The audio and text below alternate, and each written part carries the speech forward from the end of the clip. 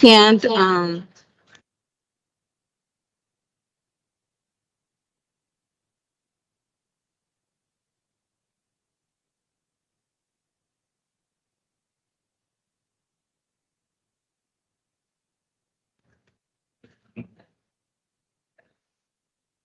Good afternoon, everyone. I would like to call the school board meeting for Tuesday, May 6, 2025 for the Des Moines Public Schools to order. And we're having some similar technical experiences as last time, but this will be the last school board meeting where we're dealing with this. So next time when you all come join us in a few weeks, it'll be a new experience, just like our old days. Ms. Rios, could you please take the roll? Yes, Ms. Alonso? Here. Ms. Campos? Here. Mr. Dix? Here. Ms. Knox? Here. Ms. Martorano? Here. Dr. Mayberry Mace? Here. Ms. Norris? We have quorum. Thank you.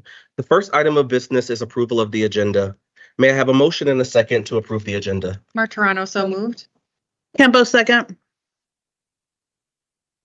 We have a motion by Martorano and a second by Campos. Is there any discussion or does anyone have any questions? Hearing none, board members, please cast your vote. All right, I'll call the vote. Ms. Alonso? Yeah.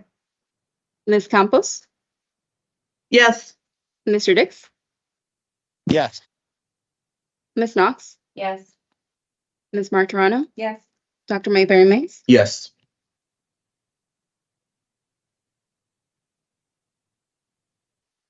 Thank you. Next on the agenda is public forum. Ms. Knox?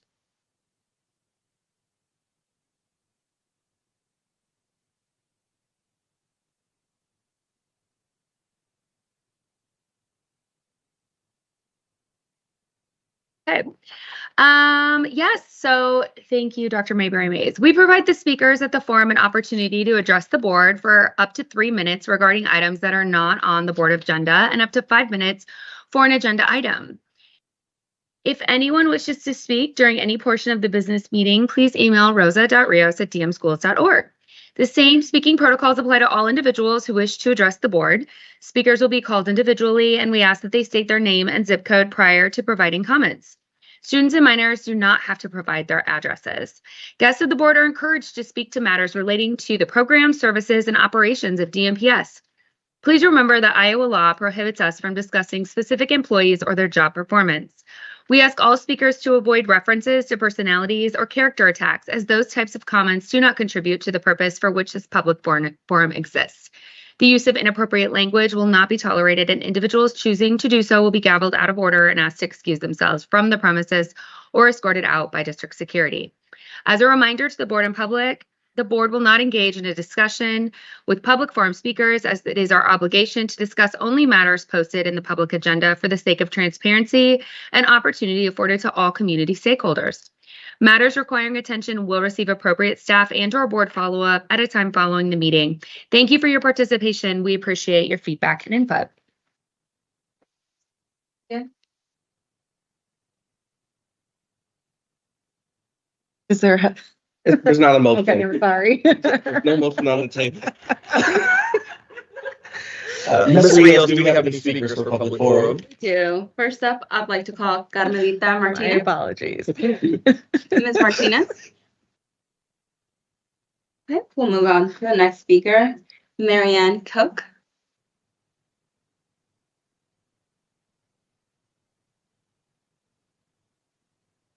I'll try to use my teacher voice if that helps. Okay. Oh, record your. Oh, voice to here as well. record. Okay. Okay. I come with a thank you to all of you. I have a niece whose son maybe is my great nephew or something like that. I'm not sure. But anyway, he's always been a really quiet kid and didn't really like going to school, never enjoyed it at all. It was too much going on. So when COVID hit, it was great for him. He thought it was great. He could do all of his work at home on his computer. Well, what happened then was, as he went through the grades, and I think it was a year ago that he was a senior. He hadn't met the requirements that were needed for graduation.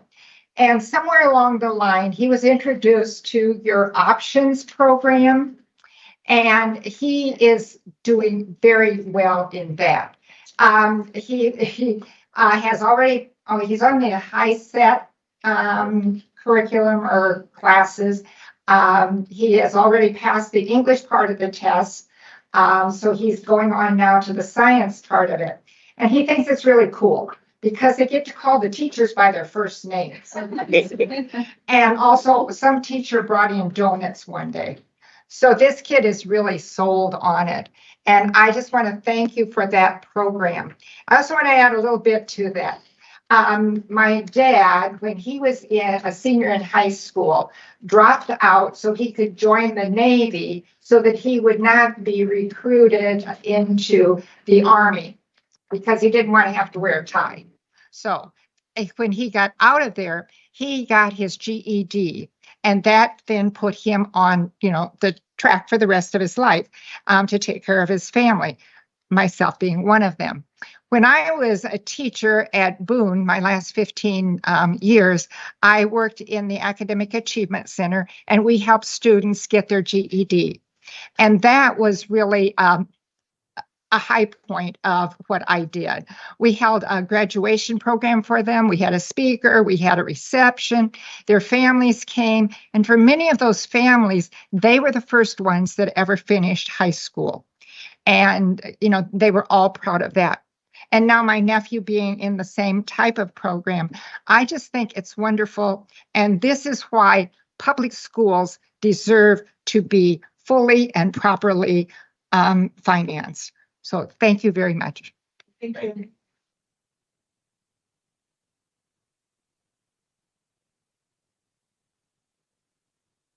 Those are all the speakers. Thank you. Those are all of our speakers. We will now move to district recognitions. Superintendent Roberts, are there any recognitions for today? Absolutely, Dr. Hayes.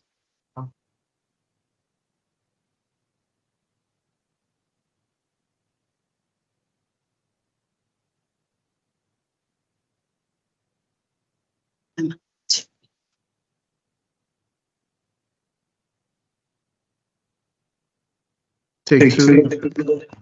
Sorry. It's me. You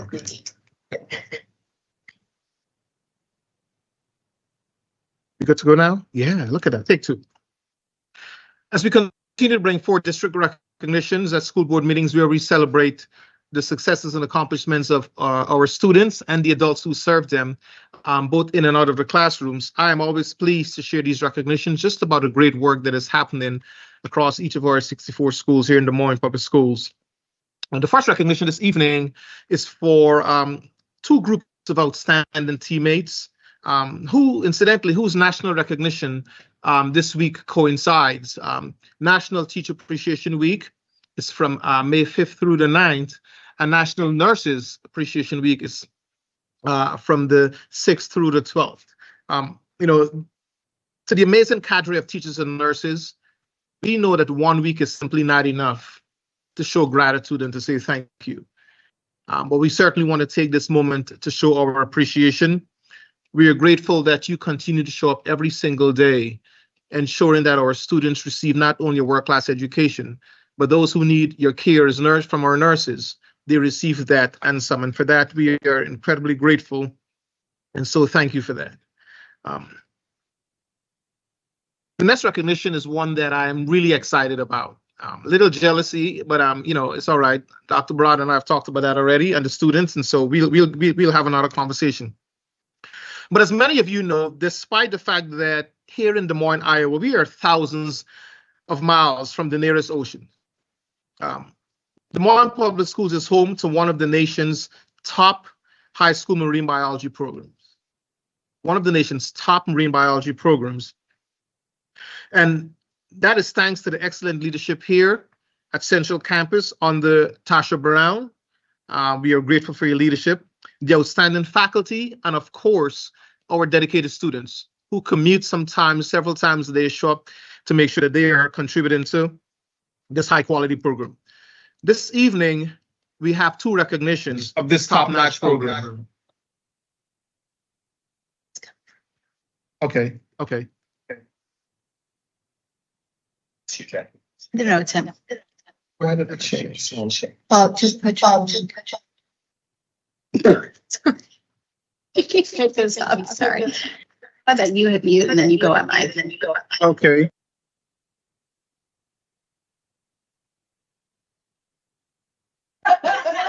Ladies and gentlemen, let the record show that it is the chair.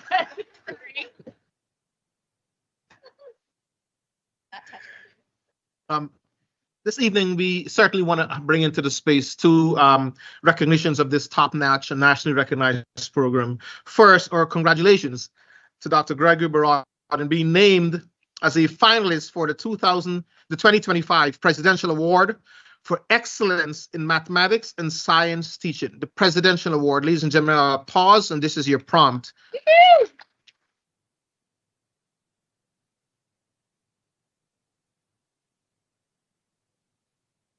This award is the nation's top honor for elementary and secondary educators in the field of math and science, and certainly is a tribute to Dr. Barad's excellent work and leadership of our marine biology program. If selected as the award's recipient, he would be the 14th DMPS employee so honored over the years, and which is really an indication of excellent leadership at the school and district level, and an indication of our outstanding faculty throughout the district. One reason that he is such an outstanding educator is because of his just unique hands-on experience that he provides to students. Very robust program, but students are always excited to be around him, to be part of the work that he's doing, including the program's annual field studies expedition. The most recent one was just about a month or so ago when he and a group of students traveled to New York, to Fiji. Wanted to just plug that a little bit. Fiji. I wish it was New York because I didn't get to go. But anyway, there he and students study the Nautilus, of which Dr. Barad is an internationally recognized expert, as well as other sea life that they were able to look at and examine, along with the culture, of course, and history of this very, very unique place in our world. For additional information, you can read all about the educational adventure on our website and a blog post that Dr. Barad wrote. But for right now, ladies and gentlemen, we are so fortunate that he and some of the student scientists who took part in the expedition are with us to share a little bit more about this trip, as well as we will hear from him a little bit more about his Presidential Award for Excellence in Mathematics and Science Teaching recognition. Our young scientist and Dr. Barad, welcome to the podium.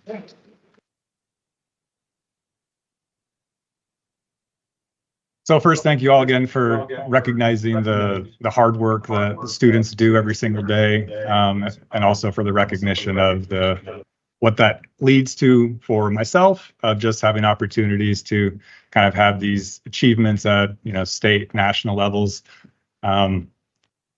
I mean, weirdly enough, I hated science growing up. That was one of the things that kind of got me into teaching and wanted to kind of bring science to Des Moines when I came here in 2014 in a different way. And one of my goals was to bring high school students to the field, not just to kind of look at what was going on, but to actually do what was going on and to actually experience what science is like, rather than just read about it in a book. So the Fiji expedition we went on was kind of like an 11-year kind of planning and commitment to just make sure I was ready to bring 37 students across the country or across the world to a different place and really challenge them. And I just want to provide like one little anecdote of our experience there and just let a couple of them kind of share their experiences. But as y'all are dressed business casual right now, maybe more business, I expected my students to dress business casual from Des Moines to Dallas to LAX to Fiji. And there was some grumbling, but they did it because I wanted us to show up in Fiji and, hey, we're Central Campus, we're Des Moines, we are Iowa, here we are. And they did it. We got there. The first thing we did was we went to the University of South Pacific and met with some of my colleagues there and toured around. So we were ready to go. And then it started to rain. We're all in business casual. What did we do? we stood in the rain and practiced writing with our Write in the Rain books to get ready to go on the boat. So that was day one of just landing in Fiji, no sleep, but here is Central Campus. And I was so encouraged by that. And again, I encourage y'all to look at the blog. It's a unique kind of experience of what they saw each day and day out. And then right now, I just want to bring up three of the folks to kind of give their different perspective on it. So if Max, Allie, and Vianne, if y'all want to come up and just share a little bit about the experience. Thank you.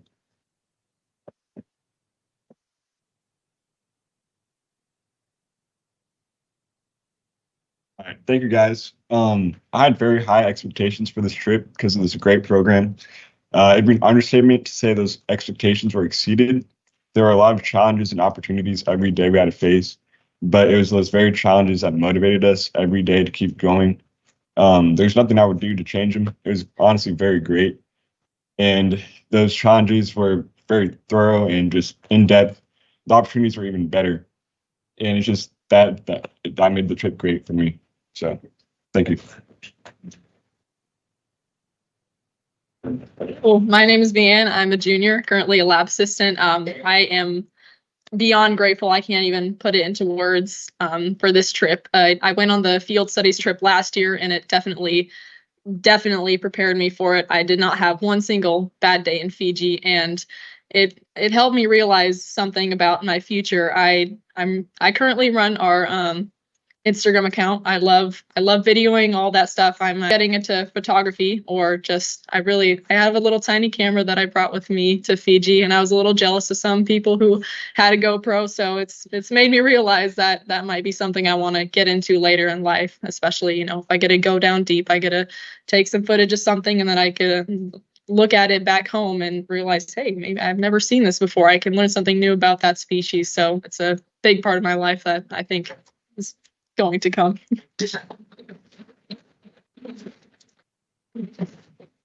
My name is Allison, and I'm a junior at North. And going on this trip, I was a really shy person, and going allowed me to be like a lot more social. And that wasn't something that I was expecting, because I'm usually very closed off and I don't talk to a lot of people.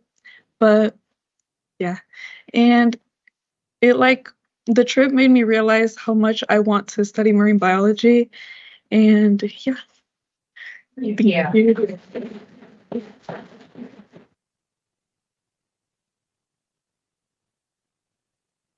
Thank you, Dr. Barad, and each of our 37 students. We are so incredibly proud of you all to have a program that is nationally recognized, and certainly Tasha Brown, we value the leadership here at Central Campus as well, and we're going to continue to plug this. I know that a number of our supporters are listening, and so there's a plug for a GoPro, and hopefully we get some takers to get you a GoPro so that you can keep your beloved camera at home. Madam Chair, that concludes this evening's recognitions. Well, that's a great segue to our next topic, which is to talk about Goal 3. And Goal 3 is all about the future that we are envisioning for our youth. And so that was a perfect segue. So thank you very much for that. And Dr. Roberts, I'm going to turn it over to you to introduce our conversation today for Goal 3.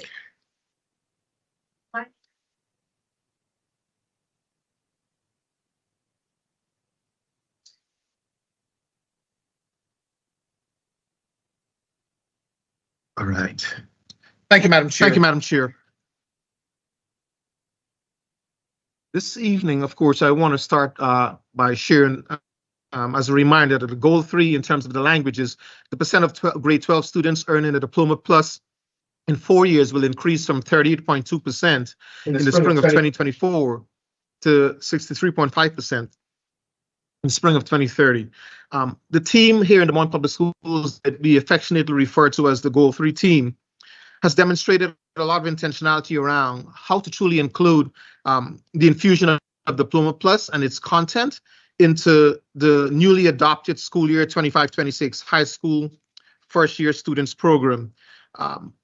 In this regard, we've had the Goal 3 team and many of our district leaders really collaborate with or school leaders at a high school where they've identified direct study blocks that are ideally dedicated for opportunities to truly reinforce what does Diploma Plus really mean? What does it look like? We want to make sure that every single teacher in our secondary school programs and all of our students become really conversant with what it means to have a Diploma Plus. These schools have really demonstrated a commitment to ensuring that there is time in the first week of school, probably the first couple of days, so that they can ensure the students are not only introduced to Goal 3 and Diploma Plus, but they know and understand exactly what is important for them to achieve that. You know, as we think about Goal 3 and we're thinking about what happens in a student's post-secondary pursuit, we often think about what happens in grades 9 through 12. But the team has the foresight to recognize that it's important for us to start much sooner. And as a result, I know that a lot of work is going to be done with galvanizing our middle school students, especially those in 8th grade, where we're looking at how do we prepare them to implement the expanded ICAP, which is, of course, individual career and academic plan model, so that our 8th grade students are also getting the preparation that they need for Goal 3 and the Diploma Plus. And so Diploma Plus, of course, is part of our reimagining education, where we're thinking about what will it take for us to have every single student, 100% of our students, when they walk across the stage from any of Des Moines Public Schools high schools, they will have not only a valued high school diploma, but a distinction of a plus that includes a myriad of industry recognized certifications. And so with that said, I'll now call on Josie Sargis, who will engage in a brief presentation around our interim goals, which will serve as our pulse check or progress monitoring towards the achievement of Goal 3. Okay. All right.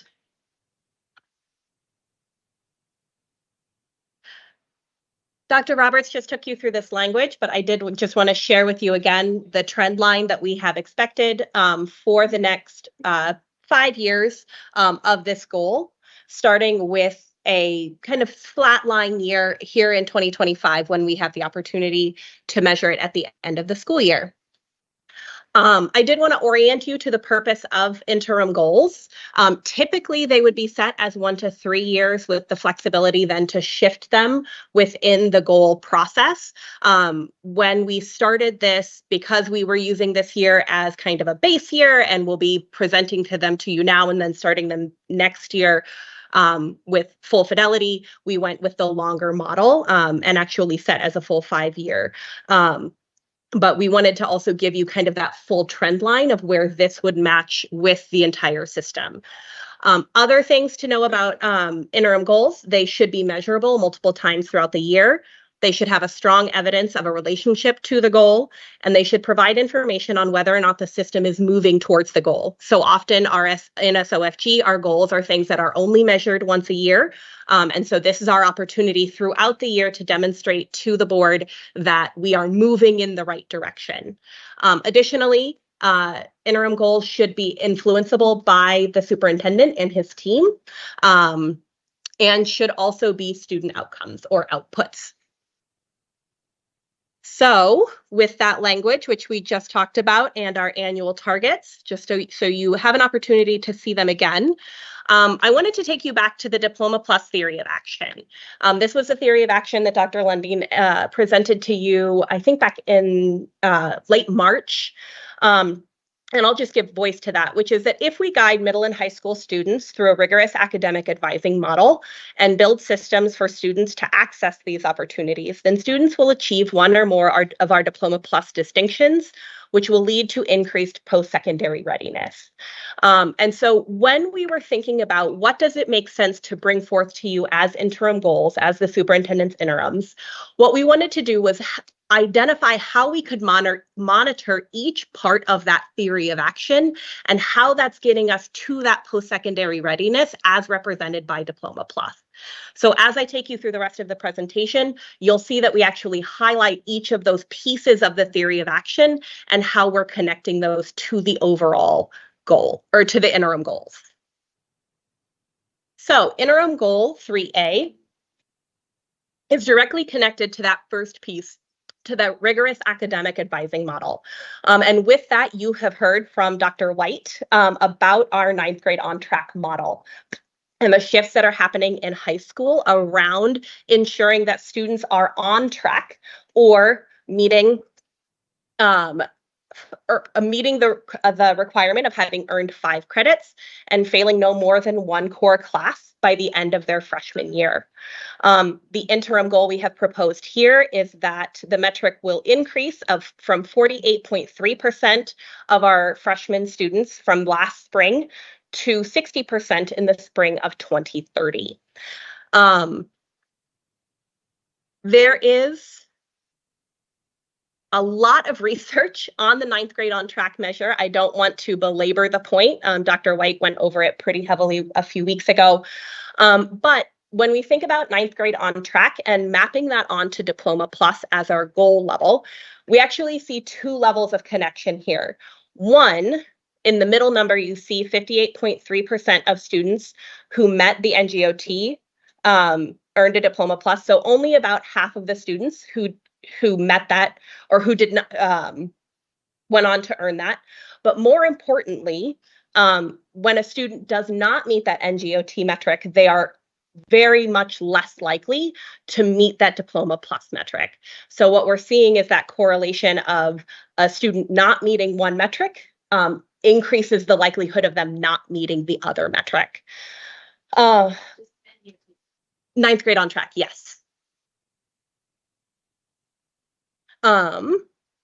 This is also supported by research out of the University of Chicago's consortium on Chicago school research that found that when students are on track by the end of their first year of high school, they're more likely to graduate, which we know all of these things work together. The second interim goal that we are proposing is interim goal 3B, which measures building systems for students to access these opportunities. And we've identified the way of doing that as monitoring the percent of 9th through 11th grade students who are not chronically absent, increasing from 35.8% in the spring of 2024 to 50% in the spring of 2030. That 50% mark is where we were pre-COVID. So in the spring of 2019, that was where we were as a percent of students who are not chronically absent. Again, we know that chronic absenteeism is a major indicator of a student's success, both in high school and after. Research has been done for over 20 years on the impact of absences on a student's ability to graduate, meet metrics, their proficiency rates, and their overall success. I know one of the questions that might come up is whether or not we believe attendance is influenceable by the superintendent. I would say that the work that our attendance team at the district level and the building level has done to decrease chronic absenteeism in the last year has shown that we do have influence over this. From year to date, March of last year to this year, we had 5 schools decrease their chronic absenteeism by over 10%. We had another 23 schools who decreased their chronic absenteeism between 5 and 10%. And on the other side of that, only 7 of our schools had any increase in chronic absenteeism in that year. So we do believe that this is an influenceable measure.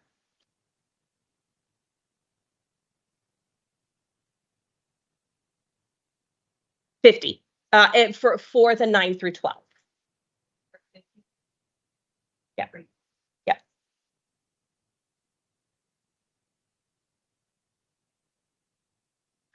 So on the next slide there, you'll see what the identified trend line is to get us to that 50% in 2030.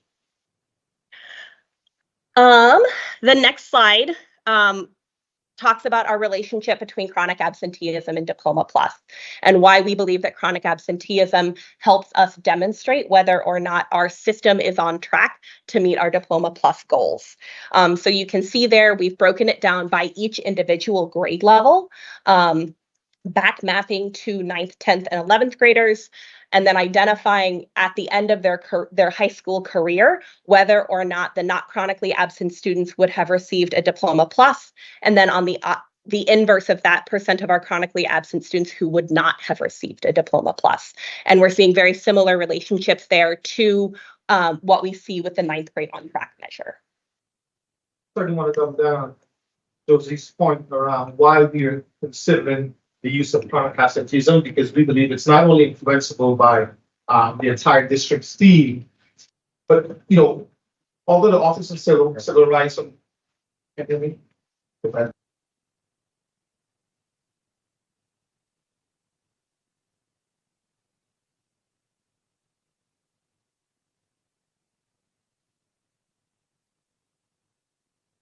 So although the Office of Civil Rights only started collecting the data across the almost 14,000 school districts on chronic absenteeism, they started and then they stopped probably around 2018. A number of really credible universities and researchers have continued to look at the correlation between chronic absenteeism, high school graduation, high school dropout rates, and what they have shared. American University in a 2021 study talked about the fact that chronic absenteeism, unlike a student's academic performance, or so many other factors, is one of the most sort of important and strongest predictors of whether or not a student will graduate from high school. And so what we've done as a district is we have actually had a all hands on deck approach to addressing chronic absenteeism. And so the data that Josie shared, which is really strong and certainly speaks to the fact that it's a success and we're getting traction. We're not where we want to be, where we can actually celebrate, but we are going to celebrate growth around how our principals and their teams and teachers are able to sort of connect with parents, connect with our communities to get students back in school.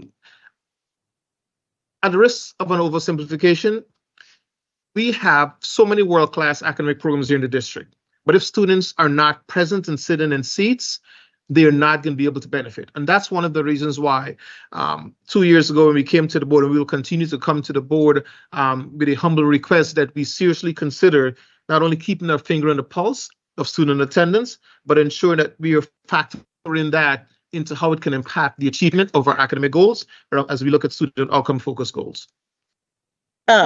Quick question. So when it comes to how we're going to gather that data, high school age, I mean, they have different classes each day. Are we going to take that that information for like a full day or each individual class? How are we going to track that?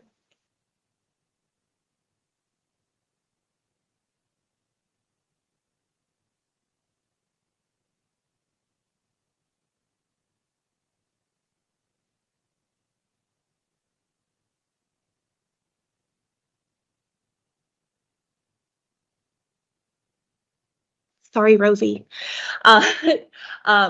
So just for the folks who might be online, we track attendance by class period, or we call it by minute. So we track whether or not a student is present in any given period. We have Tableau reports that are available to building teams, teachers, that actually show what's the most common period for students to be absent, whether or not students are, if there's a trend for a specific teacher, we cross-reference it all those different ways, and schools are also then able to filter it. I know one of the questions that might be asked is whether or not this is actually a student outcome or an output. I think for high school it is. I think if we were talking about pre-K 5 or even pre-K 8, there is a real confounding adult input about whether or not families are bringing students to school. What we know in our high schools is that students are making the decision whether or not to go to class. A couple of weeks ago, as I was at one of our high schools, and every single class I sat in all day long, between 15 and 20% of the class came in 10 to 15 minutes late. That's a decision our students are making every day. We know that one of the most common periods for students to miss is the period right before lunch. These are things that we know about our system. And so from the perspective of, is this a student output? Is it something that they know and are able to do? Are they able to have the persistence to be at school all day? Do they know that there is value in being in class? This is a way for us to measure that. We also know, kind of to the question that you raised, we know that roughly 20% of students who are chronically absent at their home high schools are not chronically absent at Central Campus or Academy. So again, we have lots of indicators that tell us that for our high school students, these are decisions that they're making about what they know about school. and themselves. Can I ask a question about that? Obviously, it's been many years since I was at Central Campus or Academy, but I recall, is there a different expectation of standards? Otherwise, you can be kicked out of those programs that we have that lead to greater attendance, or is that no more? Not to my knowledge. No more. So you can be, you can Absolutely. be You let can go be from chronically absent. an academy or campus program and, okay, interesting. Well, mine is more so for understanding. On slide 12, the relationship, the chart that you have showing the relationship between chronic absenteeism and the Diploma Plus. If we could get that back on the screen. I just, for the sake of simplicity for some of our viewers, if you could just explain what this is trying to say. Some of the language is muddy in different spots. Yeah, it's a lot of knots and knots, Yes. knots, and we put some double negative. Uh-huh. It got real fun fast. So essentially what we're seeing is that students who attend more than 90% of their time, which is what would be designated as not chronically absent, are more likely to have received a Diploma Plus. It's over half. It's about, so if we're looking at it, for example, as a 9th grader, 61% of students who attended more than 90% of their days would have gone on to receive a Diploma Plus. One of the things that's really important about this, though, is actually that inverse correlation, where what we're seeing is that the students who were chronically absent, the students who missed more than 10% of their days, did not go on to receive that Diploma Plus distinction. So we're seeing it actually in both directions.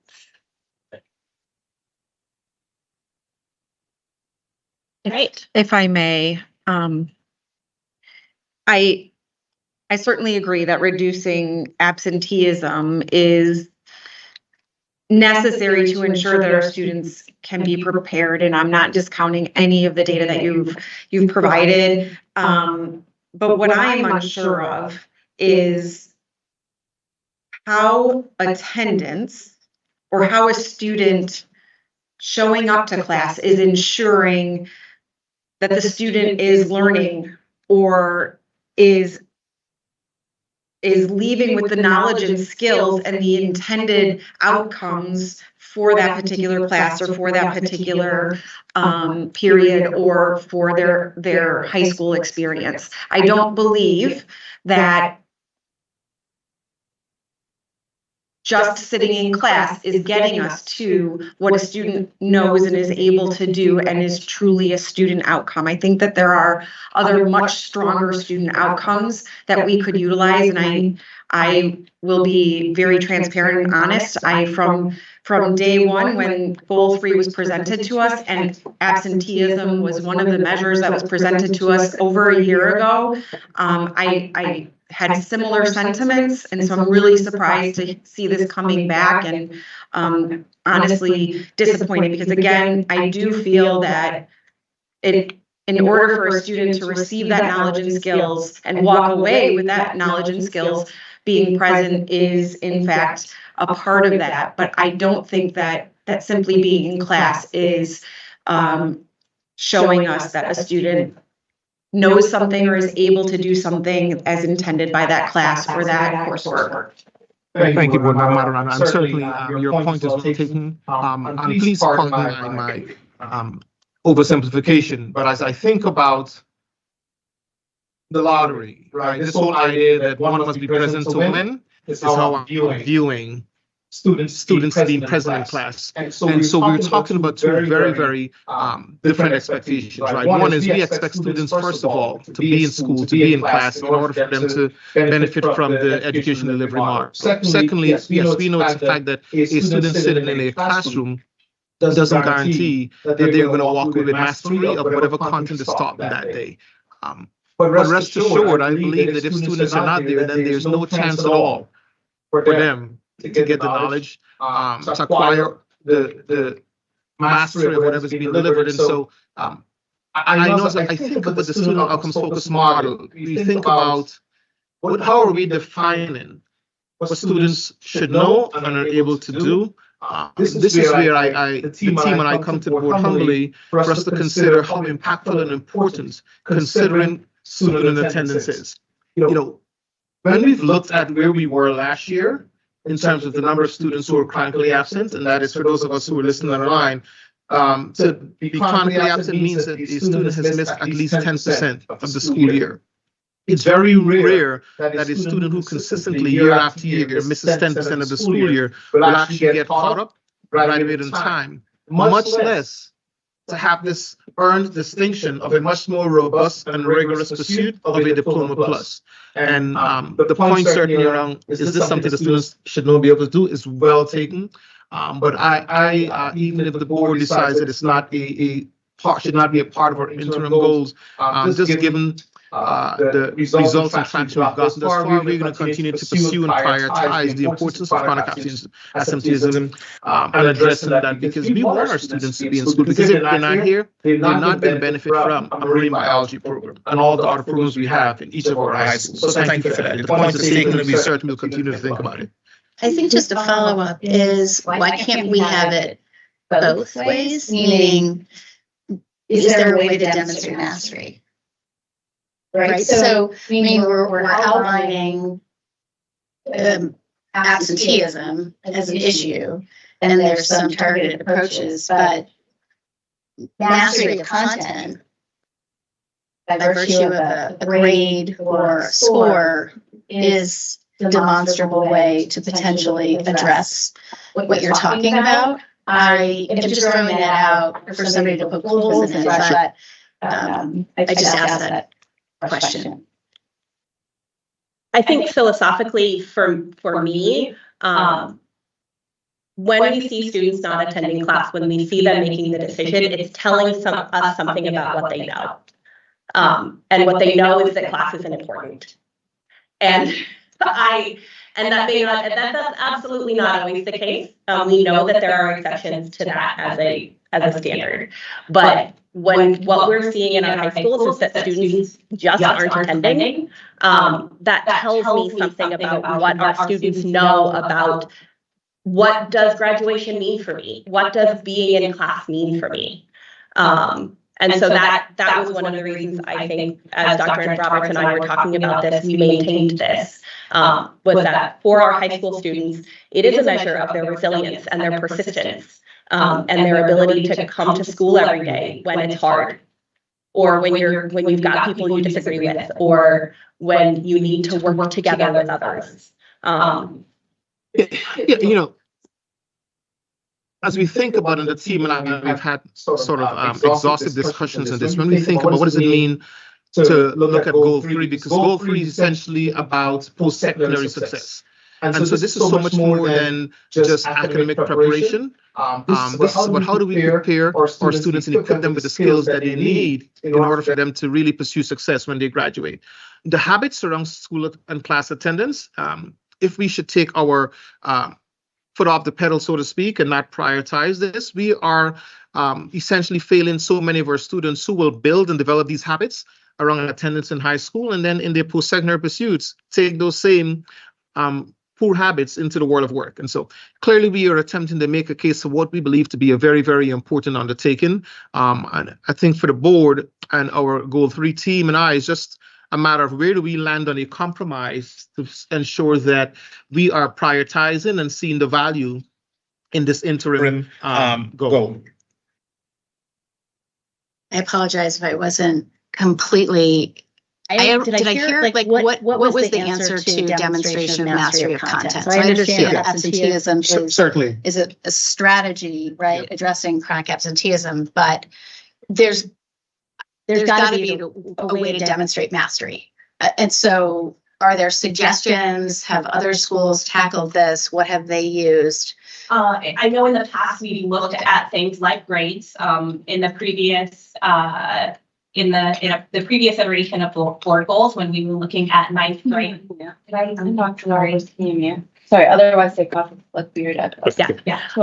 In the past we had things like grades. So we could look at whether or not GPA has a relationship with Diploma Plus. That is not something we've looked at yet. Question. Go ahead. Okay. I know we have not got to goal or interim 3C yet. I think interim 3C might be addressing some of what Jackie is saying as far as demonstrating competency. It's not. It's not academic. Okay. Virtue of a graduate is not academic. Okay. And so that was one question. And then my other question is, I'm not opposed to seeing the chronic absenteeism piece in this. I guess my question is, how is this different? How is chronic absenteeism more of a correlation to this goal than any of the goals that we have? Chronic absenteeism also is connected with reading and math literacy and everything. I mean, it's connected to everything. So I think me understanding how it's more correlated with this than goal 1 or goal 2 would be helpful. Yeah, and so this goes to the conversation about adult outputs as opposed to, thank you. This goes to the conversation of adult outputs as opposed to student outputs. So we know that a major factor in a student attending class when they are in, especially that pre-K-8, is whether or not their families are able to get them to school. And so there is an adult factor in whether or not a student attends, especially in those younger grades. I think the reason that we have proposed it here specifically for high school is because we're expecting more in those decision-making frameworks for high school, and for those 14 to 18-year-olds who are experiencing a different level of freedom and a different level of structure than the younger grades do.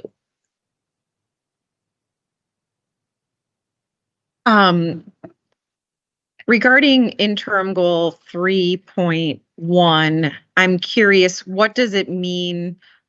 What is 9th grade on track? What is that metric? And I'm wondering if that speaks to more of a mastery of content, is my first question. Then the second question is in response to looking at grades. If we look at grades data and GPA data, that is incredibly reliant on our grading practices being sound and our inter-rater reliability being sound. And I don't know where we're at with that. So a question would be, where do we feel, before diving too much into that, where do we feel as a district and our systems are at with regards to our grading practices? And that was actually one of the reasons we didn't dive off in that direction, is because we know our teaching and learning team is working diligently on that. There's in fact a large conversation happening right now within standards reference grading on topics versus targets, which is, I don't need to get into the weeds on that for you, but there are lots of conversations happening about how that's calculated, both technically and systemically. So yes, to your point, that was one of the reasons that was not in a kind of immediate race to the top as a potential for this interim goals series.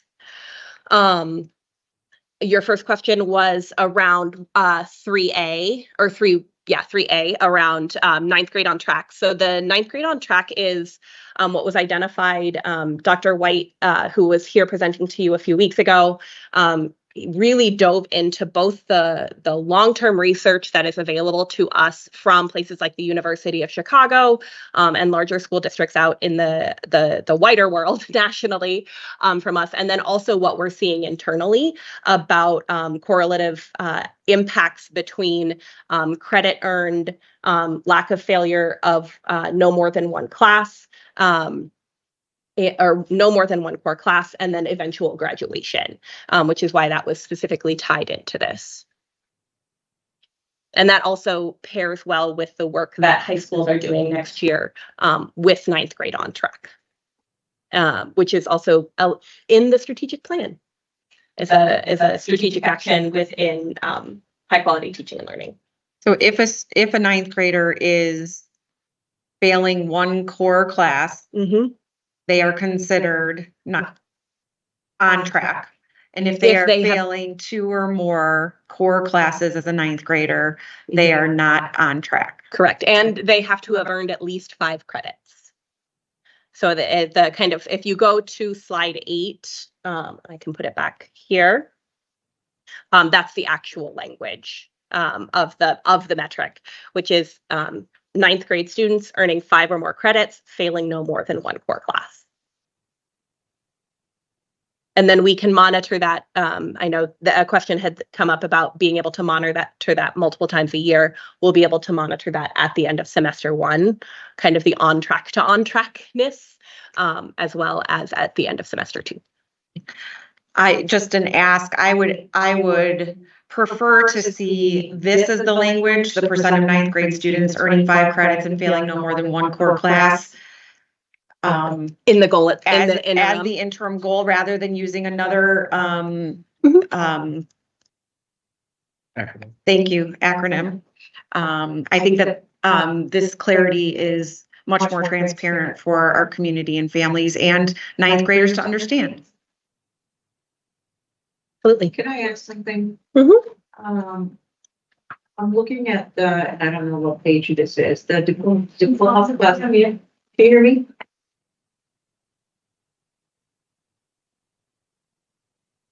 Okay. Can you hear me now? Oh, yes. I'm looking at the Diploma Plus theory of action. And similarly to what some of my board colleagues state, I'm having trouble believing that chronic absenteeism should be what we focus on, right? Because I think that there are so many things that can impact a child from learning. So I'm wondering, besides chronic absenteeism, what was it that your team, Dr. Roberts, or what other factors did you consider are significant concerns or challenges for students, aside from chronic absenteeism? And here's why I say this. So when I read the theory of action, if we guide middle and high school students through a rigorous academic advising model and build systems for students to access these opportunities, it almost seems to me like it almost seems like a setup. Because I think that we have to first build systems for students to access opportunities, and then we can guide them through middle and high school through that rigorous academic advising model. So I'm just wondering, what else was it that you discussed that gets in the way of children learning? Yeah, I certainly can jump in. Thank you for the question. I certainly appreciate that.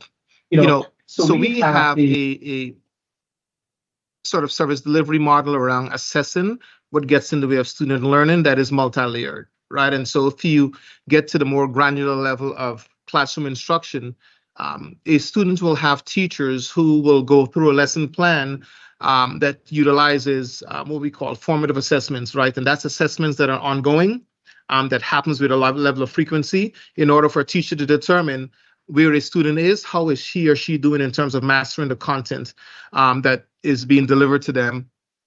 You asked again about what else gets in the way of students learning.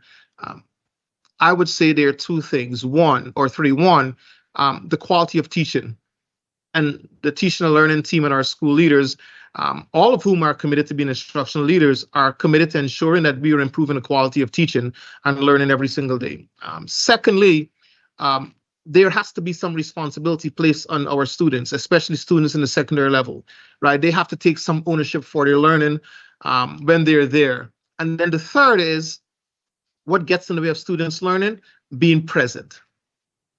If students are not present, they're not going to be able to learn, to grasp the material. I want to get to without veering too far off, but I want to certainly respond to the question about barriers, right? Chronic absenteeism in Des Moines Public Schools, we are not treating chronic absenteeism as something that needs to be penalized or punished.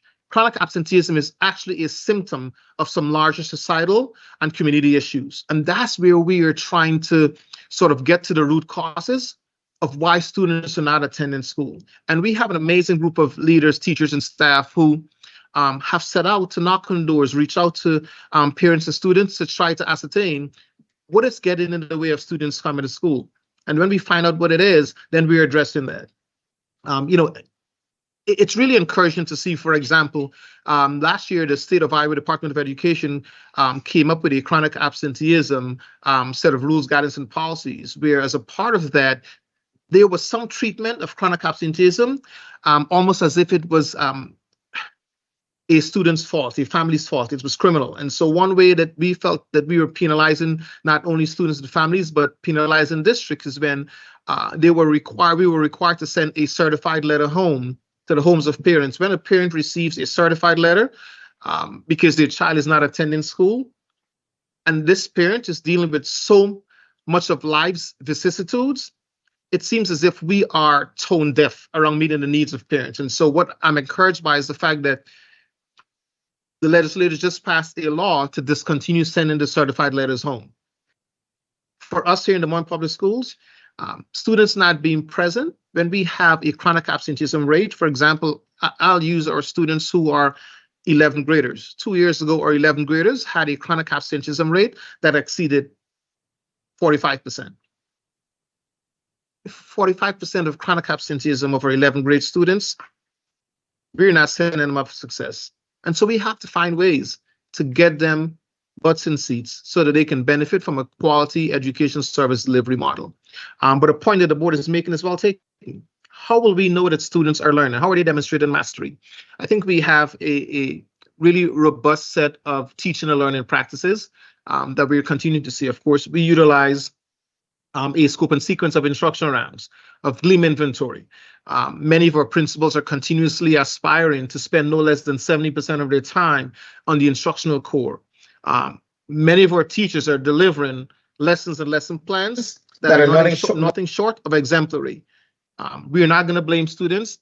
We have teachers who are inheriting students into their classrooms that are coming at varying levels of academic performance and mastery. And those teachers are pushing through and differentiating using solid pedagogical practices. And we are monitoring those, right? While it seems as if we are over-indexing on the approaches of chronic absenteeism, we don't necessarily have a myopic focus on just one thing.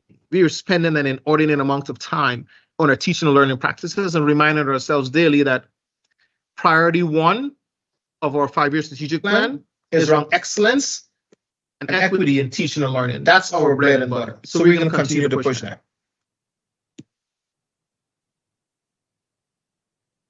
Is that helpful? Yeah. Thank you. I'm sorry. Dr. Roberts, you had mentioned in response to Maria's question of what gets in the way of students learning, and I think the first thing you said was quality of teaching. And then you just described what I believe to be true is our robust teaching and learning that's happening and how solid we are in our instruction. So where are those two things? Where's the disconnect in? Yeah. Thank you, Board Member. I don't think there's a disconnect. Let me thank you for that. It offers me an opportunity to provide clarity of what I'm sharing. Each year over the last 2 or 3 years, we have hired about 300 brand new teachers in the district. Many of those are first-year teachers. I believe we had in excess of 150 first-year teachers. While they're brilliant, their resumes are impeccable, I often ask principals to remember when they were first-year teachers. There is so much learning that they have to do. The learning curve will not necessarily allow all of them. Some of them are. We have rock star first-year teachers, but we also have first-year teachers who are relying on our school leaders to bring them along. So yes, in many of our classrooms that I walk into, I'm seeing an exemplary delivery of teaching and learning. The reason we have this robust set of instruction rounds and gleam inventories, it's because we recognize that there is certainly a need for us to continue to build capacity in teachers. So your point is well taken, right? That makes total sense. I appreciate the clarification. Thank you. So that's very helpful. Ultimately, we believe that we are going to sort of bring all of our teachers along because we have a dynamic group of teaching and learning directors, a dynamic group of elementary, middle, and high school directors who spend an inordinate amount of time just relentlessly focused on improving teaching and learning. So thank you for allowing me the opportunity to answer that. Dr. Roberts, I had asked you and Josie for a disaggregation of the ninth grade on track by, I think, a variety of demographics. And I shared that with the board, so everybody has it. Yes. I think the thing that was most kind of left out is the IEP and ELL students. ELL students at 25% compared to the other numbers. And I hope that I'm saying that in the right way. But what strategies are we deploying that are different or unique or customized for those students to be on track to accomplish Diploma Plus? Because it would seem that there's additional supports needed, whether it's language supports or others. I don't want to speak.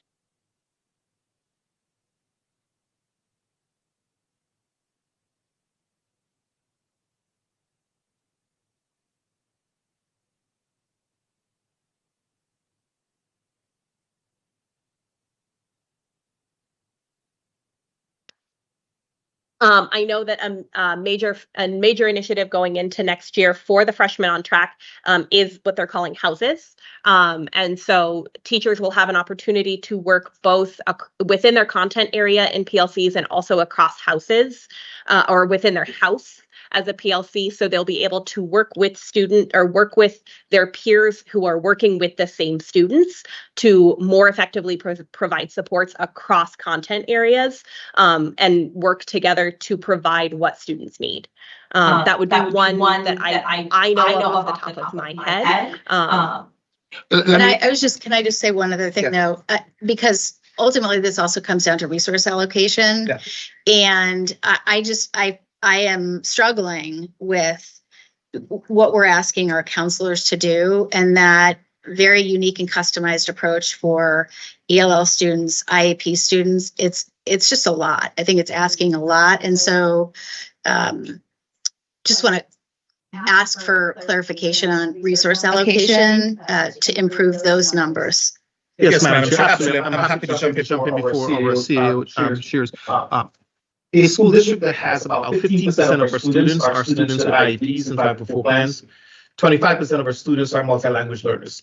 And recognizing that the students who we're serving are coming to us with special needs, we have been intentional about reallocating resources to meet the needs of those groups of students. Just across the district, we are hearing a lot of our principals are talking about with excitement how some of our students are being exited from special education services, because we often say special education is a service, not a place. We don't expect them to have a prolonged or have an IEP in perpetuity. Secondly, we have been very responsive to school and school leaders who've said to us, our multi-language learner or English language learner population is increasing. Can we get additional FTEs to support this work? Susie Tallman and team, I know for a fact, have been very responsive to providing and reallocating those resources. Additionally, I know that there are a number of other instructional practices that the team from grades K through 5 are utilizing. And so we'll certainly have Rob share a little bit about that. The last thing that I'll share is our elementary schools director, Ali Salo. I know this summer's summer school program will really have a focus on our English language and multi-language learners. I'm seeing here nods that confirms that. And so not only are we cognizant of our student population, but we will stop at nothing to ensure that we are appropriately and prudently reallocating resources to support them. I'm just going to say one thing, and then I would love to hear, and this is more for others. It might be helpful to be able to look at the disaggregated data on a regular basis to see where the gap is. And I know there's pros and cons to that, but it would be helpful to see all groups showing progress, not just the cumulative. So if you could consider that. Absolutely, absolutely. Jackie's ready to monitor. I'm ready.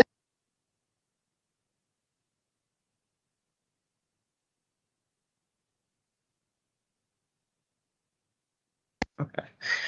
I would echo Ms. Sturgis's comments around, particularly in the ninth grade on track model, how much those house structures have been designed to be able to identify the unique needs of our students with IEPs or limited English proficiency and be able to identify commonalities and trends in terms of their academic performance.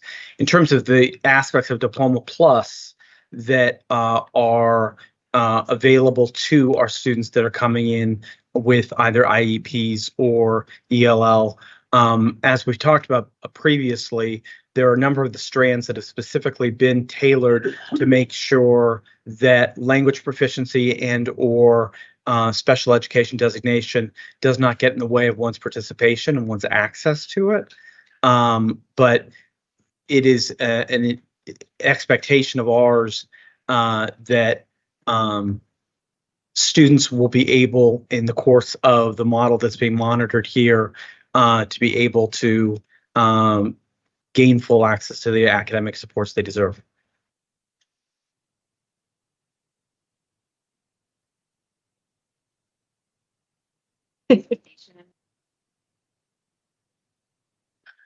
All right, the last interim goal.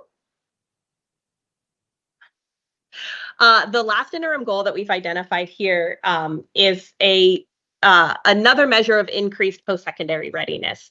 If you've read our strategic plan, you've probably seen the words portrait of a graduate. It appears in cultivating excellence through high quality teaching and learning. It is in the cultivating well-being and the cultivating operational effectiveness. This is one that has that appears multiple times because the Goal 3 team, or the Diploma Plus team, that has been working on this work all year, has identified this as a major stepping stone in this work and directly connected to our Diploma Plus work. Now, what you'll see is there are a bunch of X's and Y's. I'm sorry to bring them back to you. We are not currently measuring Portrait of a Graduate using any form of assessment. We are actually working with Wayfinder. The Goal 3 team is working with Wayfinder right now to build out what that assessment could look like. And we are planning on implementing that next fall with our high school students.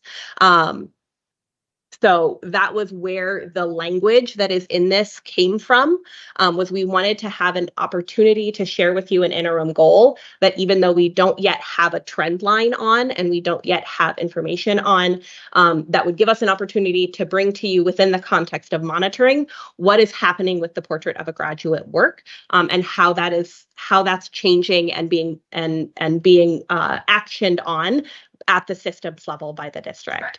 Hey, Josie, just a couple clarifications. So these, what would you say, skills and abilities? Assets look like they're aligned with the vision and the mission. Is that correct? Yes. So these were identified by the Goal 3 team, and I missed the day where they did this work. But the Goal 3 team did a good bit of reading and then spent time identifying what is it that we expect a graduate to look like. What do we expect a graduate to be able to do when they walk across our stage? And they identified each of these individual skills and then grouped them into the kind of asset language, which we are now in the process of crosswalking with Wayfinder, which is where we'll get to being able to have lessons that are aligned with that curriculum, with the Portrait of a Graduate assets, and then also assessing it using that platform. Okay. So one is just this is not another new thing. This is Wayfinder. Yes. I was talking, I think, to one of the board members. There's lots of assets.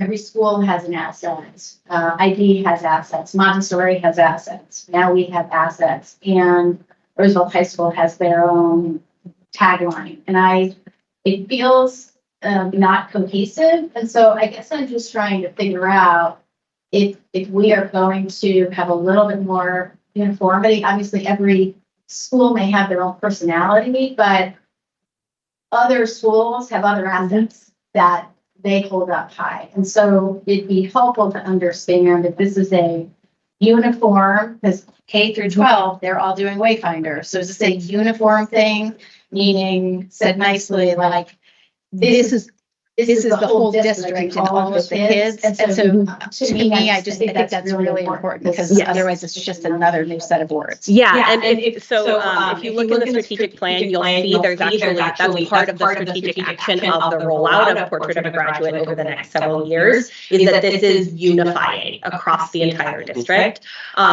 Individual schools will have their own flair. I'm personally a North Sider. I don't think the South Side is gonna Lincoln graduates might have different opinions. They might want their own flair on it, but it'll be within the structure of what the of the 6 categories that have been identified with as that Portrait of a Graduate.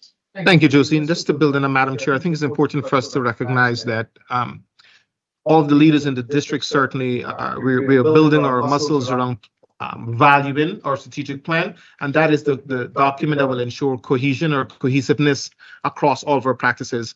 While we have a strategic plan and that will guide every single objective and strategic action, we don't want to embark upon this journey to take away the autonomy from school leaders as they're utilizing their own assets and own identifiers and building their own cultures. But again, the strategic plan is that document that is a North Star that will allow us to have stronger cohesion and reduce and dispel silos. So not to push, but I want to make sure I understand, because I understand autonomy, but I also understand consistency. So is every school held accountable for these 6 assets to be foundational K through 12? And the answer is yes. Okay. And again, we're starting with grades 8 through 12, and certainly there will be opportunities for us to trickle down. So yes.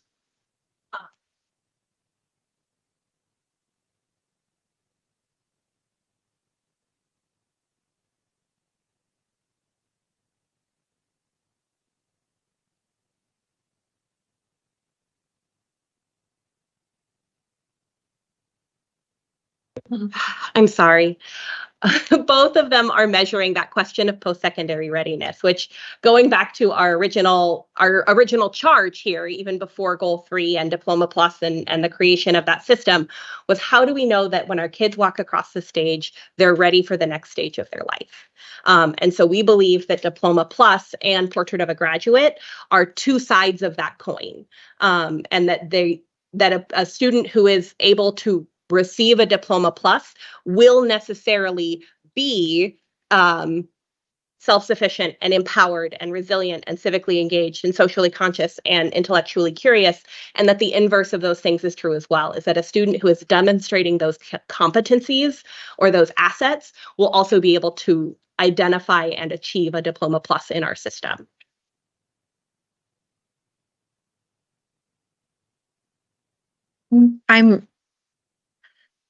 Thank you for describing. I was, one of the questions that I had was really around what metrics are being used to measure this. And it sounds like what we're describing here in this Portrait of a Graduate is an ideal graduate or assets that an individual will hold when they graduate. But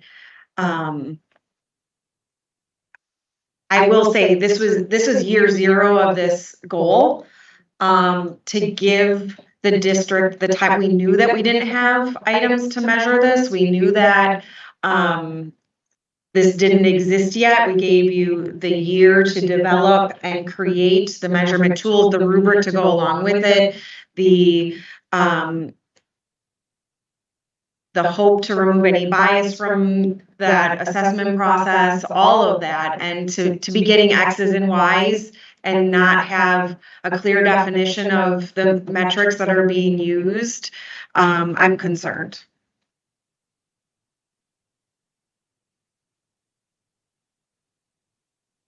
The metrics as it pertains to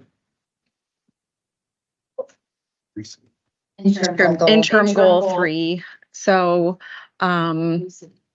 yes, interim goal 3C, we're saying that we're going to measure a student's achievement towards the Portrait of a Graduate, but we haven't created that metric yet. We haven't created the tool yet. We're still looking at, we don't have baseline data. And I was hoping that we would be further along having had a year to develop all of this. I really appreciate your comments. I think we're all hungry to accomplish things faster. And I guess the question on that topic is, because you mentioned crosswalking and things like that, when is it actually going to be working and actually executable? Yeah, so what we've identified as a timeline. What we've identified as a timeline is in order to create a target line in SOFG, it's 3 marking periods. So our intent is to utilize this assessment twice a year. So we would be looking in the fall, essentially of 26, 27 to actually set the trend line and the goal outline. That would also give us then the opportunity to do the actual correlative work between Diploma Plus outcomes and the Portrait of a Graduate work, which is one of the reasons this is set up as a kind of 1 to 3 year interim point.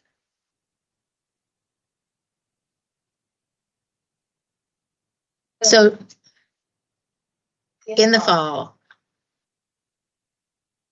can students actually, in whatever way, be on Wayfinder, be assessed for these 6? That's what assets? we're working towards, yes, for the fall of 25, 26. Yes, that is our intent, yes.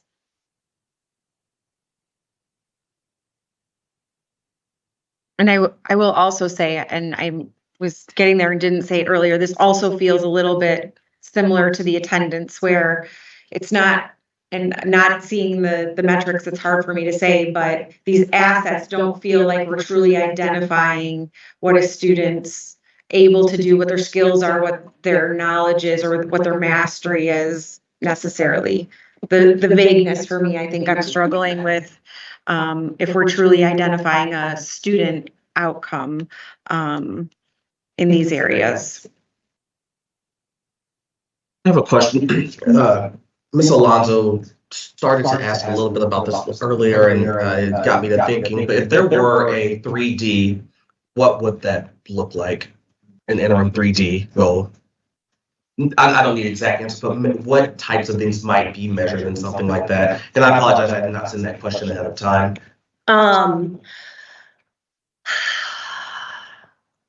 Sorry. Let me unmute.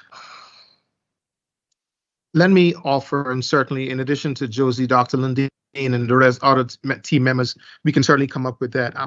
I want to offer for the board's consideration, and I certainly receive the fact that we are still in year 0 and creating a plan. Ultimately, when we think about post-secondary success, one of those measures will be whether or not students can persist, as I think about one of the first E's, which is enroll, persist through college. There's a plethora of research, none of which will say or attribute a student or students dropping out of college to any quantifiable academic measures. No research. Some of us are in higher education. Students are not dropping out at large rates because of their inability to succeed academically. They are what we consider to be those soft skills, the resilience, self-sufficiency. And so I think it's important for us to keep these 6 assets in our measure, but also receive the board's feedback around what are those quantifiable measures, those metrics that we can go back and bring to the board. Yeah. And those soft skills are what we heard a lot when having conversations with our employers and our business community and the trades, leaders of our trades unions and things like that. We did hear a lot about those soft skills. I just want to be sure that we're really ensuring that we're not just going to check a box for these students to say that we've met this goal, to truly know that we have prepared them for that next step. And making sure that we as a board have an idea of where at a systems level we are succeeding in that and where we still have work to do. Absolutely. Thank you so much. Absolutely. We will certainly make sure that we maintain our commitment to doing so. To that point, I think some of you have seen the Greater Des Moines Partnership Survey that was CEOs were kind of listing the top 10 things that they're looking for in employees, and I think the top 7 were human skills. Sure. And one of them amongst that was analytical thinking, right? And I think, and again, I'm not an expert, but when you hear about AI and you hear about lots of different things, what they're saying is the most important thing a student can graduate with is that analytical thinking set of skills. And so I'm wondering where that's demonstrated, I guess, period, end of sentence. Like, is that expected to take place in a classroom? And that's my question. Yeah, Madam Chair, excellent question. You know, critical and analytical thinking is developed in more than one specific area, both in and out of the classroom. When we think about, for example, some of the work that we're doing around project-based learning, they are opportunities for students to be outside of the classroom environment where the activities with which they're engaged under the tutelage of their teacher or instructor will develop those critical and analytical thinking skills. When we've looked at our English language arts curriculum, there are opportunities for students to be able to look at whether they're using a close reading practice or some other delivery model to develop critical and analytical thinking. So I think it's both in and out of the classrooms. Thinking about Dr. Barad's guidance in the marine biology program, right? Some of the activities with which they are engaged in definitely pushes students to be able to develop and hone those skills. So I really appreciate that question, but it's both in and out of the classroom. Dr. Roberts, this is kind of this question's kind of off. Wayfinder, can you explain a little bit to like the people watching, the families, what is that consist of? Like, what, I know it's a program that you guys started using, what was it, this year? This year is the first year of implementation. And then what is that what does that help us find? So Wayfinder is our SEL or social emotional learning curriculum that we adopted. The board may recall that we had put out an RFP and Wayfinder nationally rose to the top. The SEL curriculum is intended to look at 5 major tenets that really builds capacity in both students. And when we implement with fidelity the SELA or SEL for adults, those 5 components include how do we teach and develop skills in students that allows them to be able to have social awareness, self-awareness, self-regulation, sound decision-making. And the 5th is how do we get them to be to develop strong and responsible relationships? So there are 5 key tenets that are part of SEL or social emotional learning that our students are exposed to with the implementation of a SEL curriculum. In this case, we're utilizing Wayfinder, and thus far getting some really positive traction. So that's gonna go over with the Wayfinder, kind of what Jackie was saying about what our employers are looking for. So that's gonna help our students with. Absolutely, 100%. You know, I speak with this about this with excitement because even when we've looked at other data, I don't want to go down a rabbit hole around students who are navigating significant mental health issues and challenges, exposure to a really solid social emotional learning curriculum allows them to do things like self-regulate, strong relationships, good decision making, those soft skills that we're not necessarily able to always quantify. So yeah. I'm sorry. Ms. Campos, were you done? Sorry. Dr. Roberts, you mentioned mental health, and looking at the portrait of a graduate, 4 of the things that you have listed of the assets specifically, in my opinion, speak to mental health. And so is that something that portrait of a graduate would kind of do? Yeah. Are we looking at students' mental health? 100%. Thank you. Ask me before the rest of the team jumps in. When we think about resiliency in students, we're thinking about students who are able to navigate situations that are intellectually challenging and emotionally charged, right? When we are seeing that not only in students, but in adults who are having bouts of diagnoses that includes depression and anxiety, while this is not my area of expertise and certainly not my certification, I know that when we develop skills in our young people to prepare them to be psychologically and emotionally resilient, it means that we're sending a very clear message that we value their mental health. When we think about our district-wide cell phone policy, where we want to reduce the amount of screen time that students are engaged in so that they can develop and build and hone those social skills, we're constantly thinking about students' mental health. We've embarked upon a partnership with an organization that offers telehealth services to our students because we recognize that with mental health challenges, there is a tremendous amount of stigma, and that serves as a barrier to students and even adults seeking these services. And so we have a telehealth partnership where students and their families can sit in their living room and benefit from mental health guidance, counseling, and support. So I really appreciate that question because now more than ever, when we've looked at the American Pediatric Association's continuously sharing data that it says since COVID, we've seen an increase in the number of emergency room visits for our pediatric population around things like suicide ideation. It tells us that it would behoove every single school district, board and superintendent and team to focus on mental health. And are there gaps right now in terms of how we are providing services to our students? Absolutely. And to Madam Chair's earlier point about resource reallocation, that's one area where we need to continue to think about how do we do that? How do we get better at meeting their needs? But it's top of mind for us.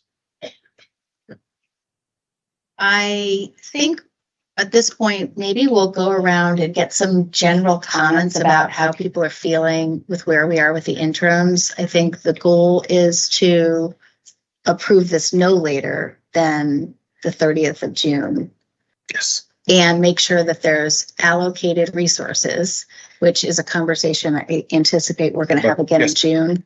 And so, because even though we passed the budget, we did agree to review it again to better understand resource alignment. And so, can we just do a temperature check? On where people are? If you, or do you feel like you've said what you need to say? I'll go ahead and go. I just want to thank Josie and team. Honestly, we just kind of just gave this to you guys last year, and I feel that you've done a good amount of work on it. And please let us know, like, when it comes to the resource allocations, I mean, that's very important for us to know how we could make this successful. But I just want to thank you guys for your time this year and doing this work. The next kind of temperature check. I feel good about it. I know I had some questions earlier on about what I really appreciate and where my biggest question was around the chronic absenteeism and why it's only a correlation between this versus goal 1 and 2. And I think you answered it perfectly, which helped me get more comfortable with it. I do also appreciate the transferability within goal 3C and that it does align. One of the things I'm always mindful about with this goal is putting students on a certain path, whether that's enroll, employ, or enlist. And I appreciate the transferability of the skills that regardless, students have the ability midpoint to pivot whichever way they want to if they decide they have different career interests. So overall, I'd say I feel good about it.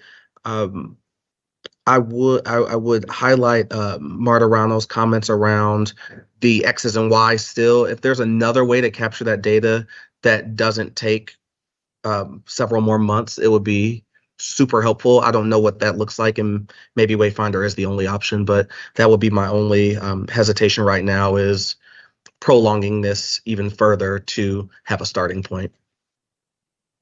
But overall, I feel good about it.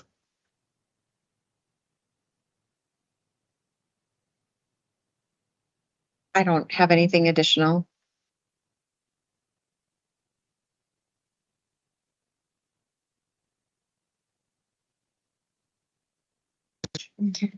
Otra vez means again, once again. Thank you for the work done. I think that my only concern is allocation, also of resources, specifically when we talk about mental health and not having those there.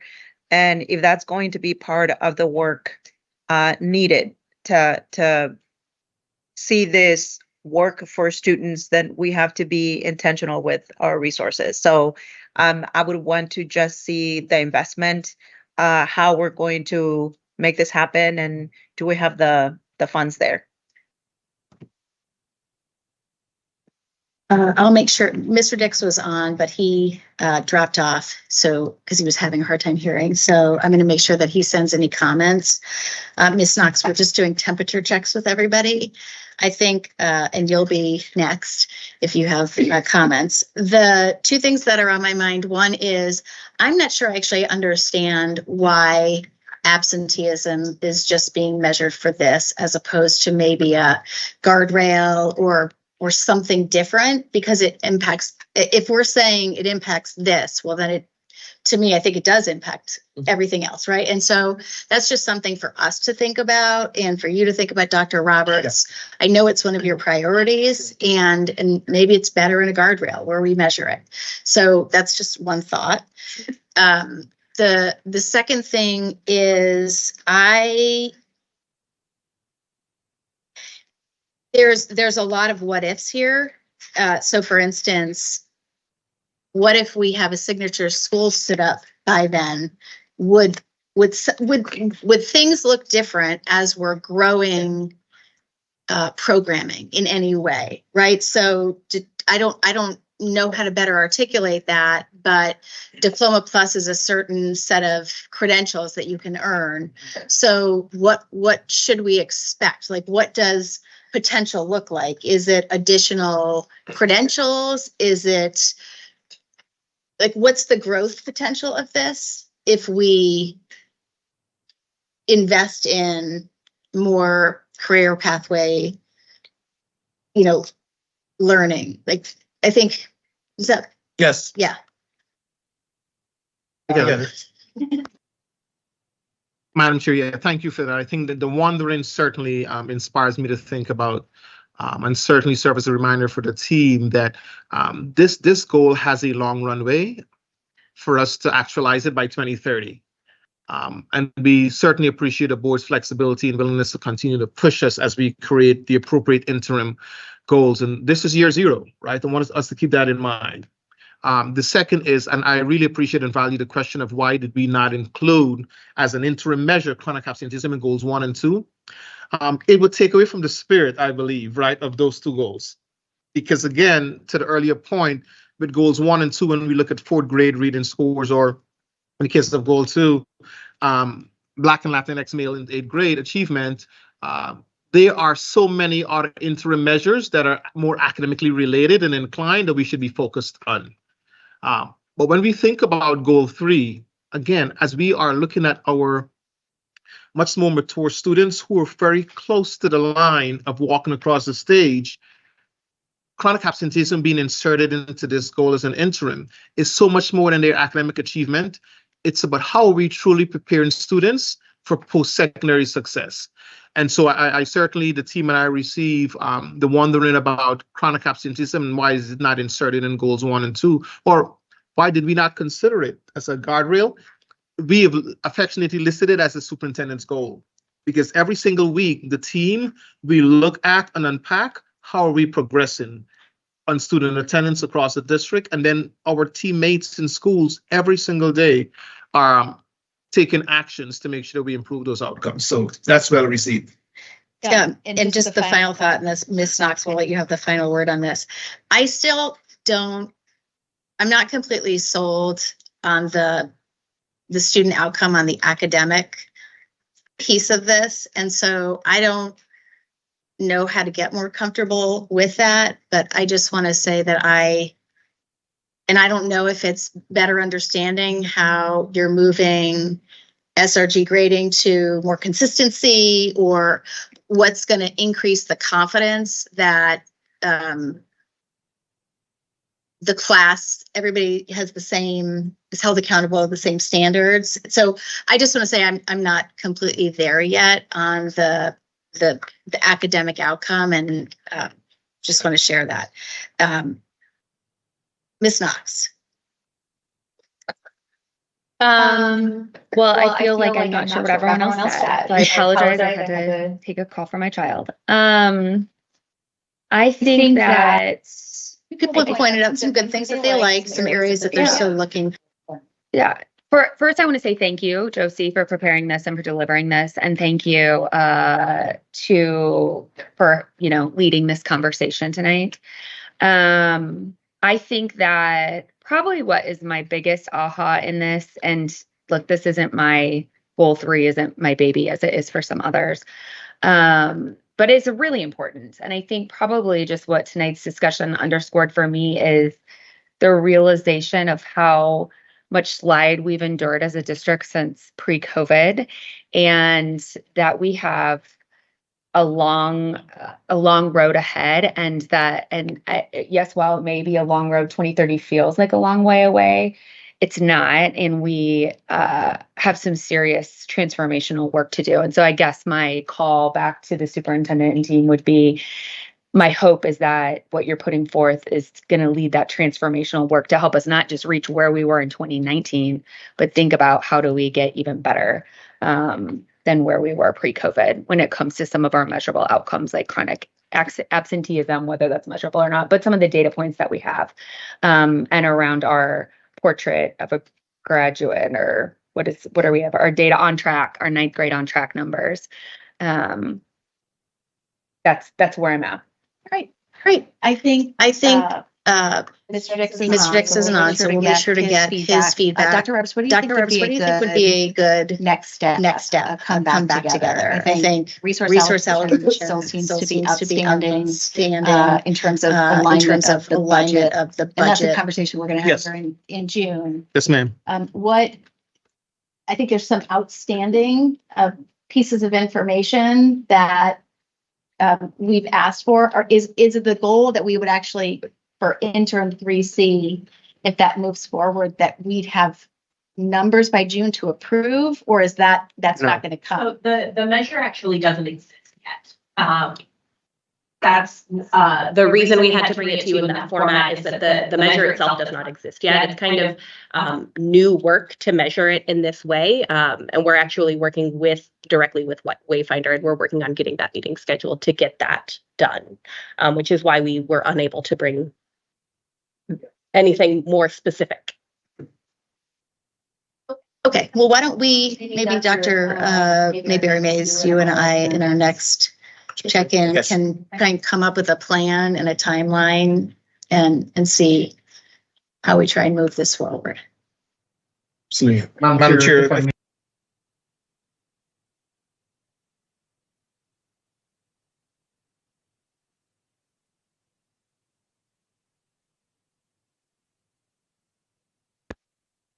we want to encourage a lot of the DMPS teammates and stakeholders to spend a lot of time with our strategic plan. The strategic plan has 5 priorities, 18 strategic objectives, 59 strategic actions, and 100 key results. And if you look at priority number 1, the first 2 pages, Madam Chair and team, it provides you with a lot of visibility and insights into what are some of those key actions we're taking to improve academic outcomes of students. It's very prescriptive, at least at a high level. And if you have an opportunity to either join myself and others, and many of you have, on many of our instructional rounds, you'll get some firsthand experience of what is happening in and out of classrooms. And so this is just one part of the work, right? Creating and uplifting our interim goals in support of goals 1, 2, and 3. But the work that is happening at a much more tactical level around improving academic outcomes for students is really impressive. To Board Member Matarano's points, but when are we going to see the results of what we're doing right now? And again, I like to harken back to, while we want to operate with a sense of urgency, implementation science, which reminds us that you need 3 years. And our sense of urgency is that this is going to happen in years 1 or 2. But again, we're getting ready to embark upon year 3 of so many of the changes that this board has been a critical part of. I'm excited to see what happens at the end of year 3. Great. I think that's a great way to end. Thanks again. Josie, for being. Thank you, Josie and Rob. The focal point and the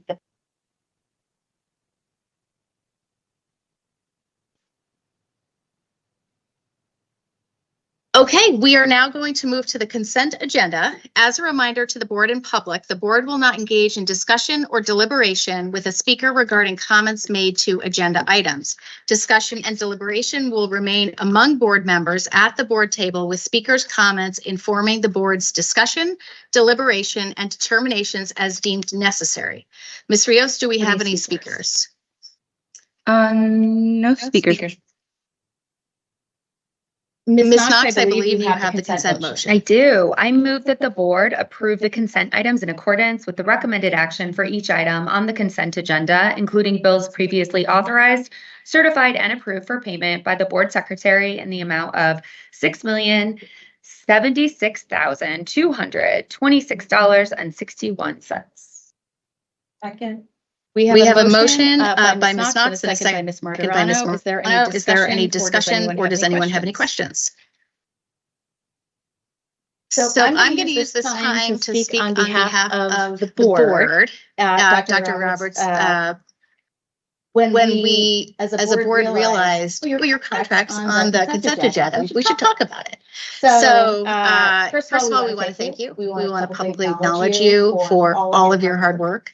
You are a hard worker and you're everywhere. And we just appreciate all that you've dedicated to this district. And we were very excited to move forward with your contract and extend it.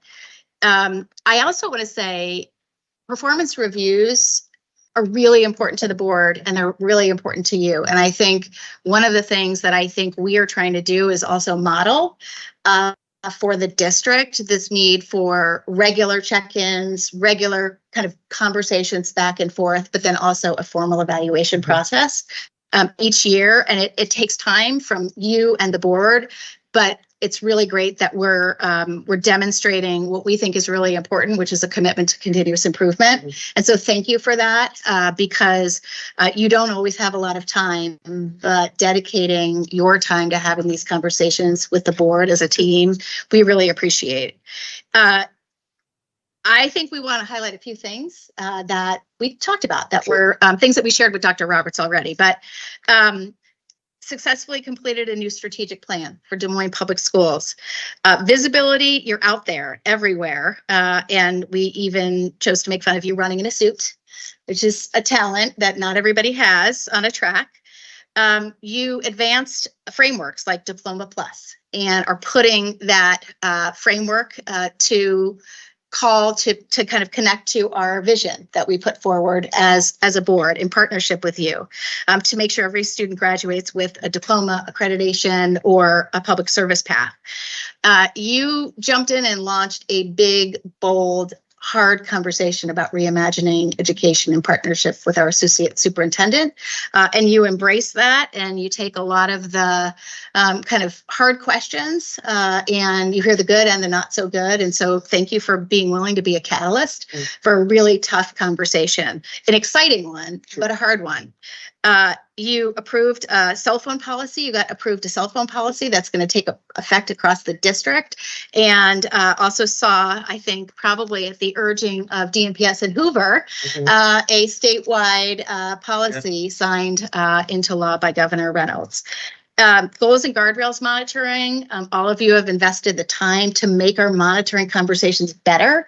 I think we still have work to do, but each one seems to get a little better so we can have a conversation about some of the real issues and challenges. And we also called out community partnerships. Our community is really important and we need them. And I think you've recognized that. You've put really good systems and processes in place. You've had philanthropic success. So these are all things that I think are important to call out. Sure, there is always room to grow as it relates to academic outcomes, right? We've got a strategic plan to execute on fully. And we've got a very complicated world with challenges coming every single day that we probably can't even anticipate. And so I just think it's really important for the community to hear from the board. This is a conversation that we had with Dr. Roberts far longer, far more in depth. And then the other thing too, and I want to go back to this idea of continuous improvement.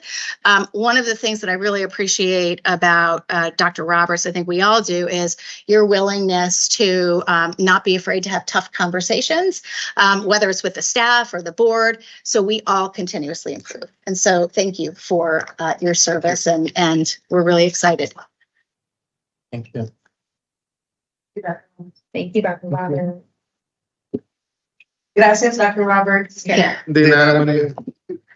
Ms. Rios, can you please call the vote on the consent agenda? Yes. Ms. Alonso. Yes. Ms. Campos. Yes. Mr. Dix. Ms. Knox. Yes. Ms. Martorano. Yes. Dr. Mayberry Mays. Yes. Ms. Norris. Yes.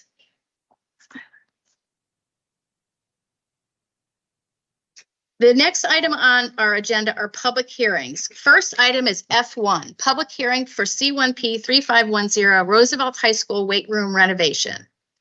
The public hearing will come to order. Is there anyone wishing to speak to this item? Hearing no speakers, we will close the public hearing.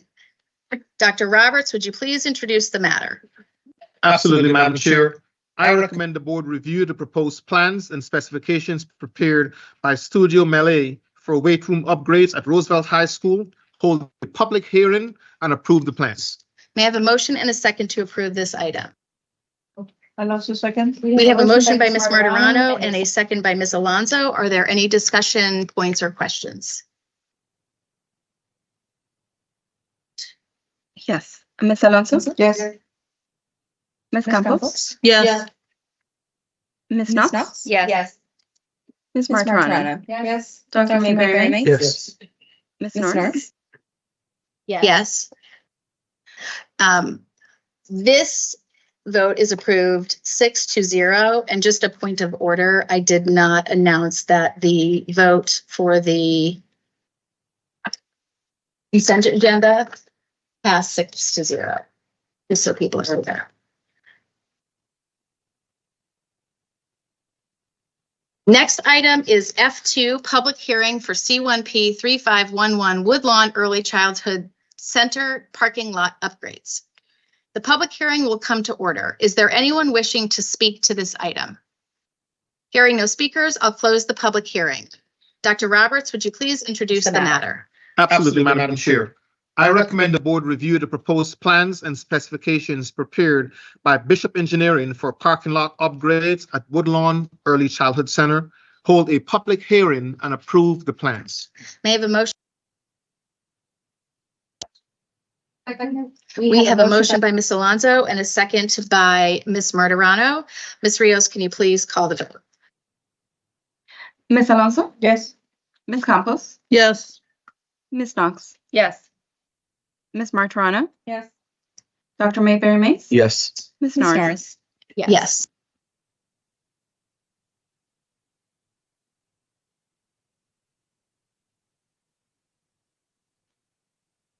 Next on the agenda is FY26 board planning. So this is mine, and if we all engage, it's going to take hopefully 5 minutes or less. So the demands on the school board are pretty intensive, as most of us know.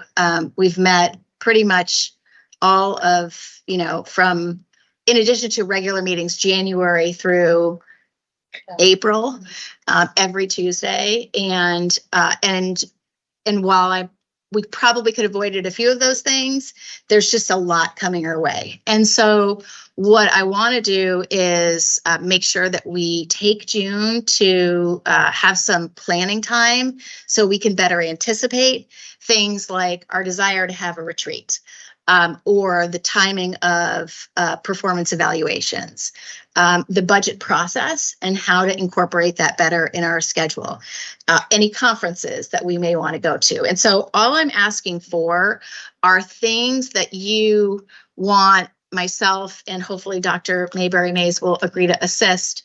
The things that we want to factor into the planning calendar, right? So obviously we need from Josie and Dr. Roberts, as soon as they're able, monitoring calendar and what they think is possible for monitoring. I know that Council of Great Cities Schools Conference, I think, Kim, you've shared those dates with us. Rosie has the board meeting schedule that we'll approve next board meeting. The evaluation, we can try to back that out in a way that we didn't this time. And Ms. Knox, I'd love your help on that.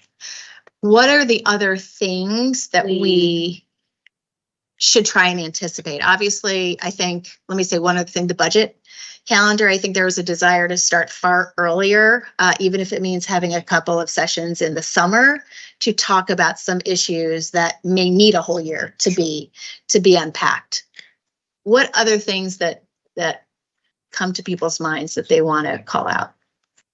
I think the Iowa School Board Association, their activities are coming on. I think those are a few good trainings, upcoming trainings that I think that will benefit us as a board.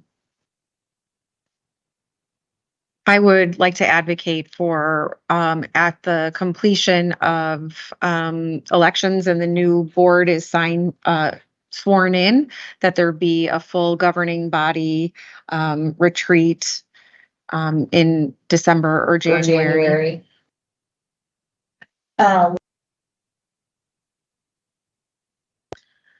One other thing that just kind of reminded me, we started this last year and we haven't really followed through, is our joint meeting with the city, especially with Reimagine Education and them improving some things for safer streets and what was it?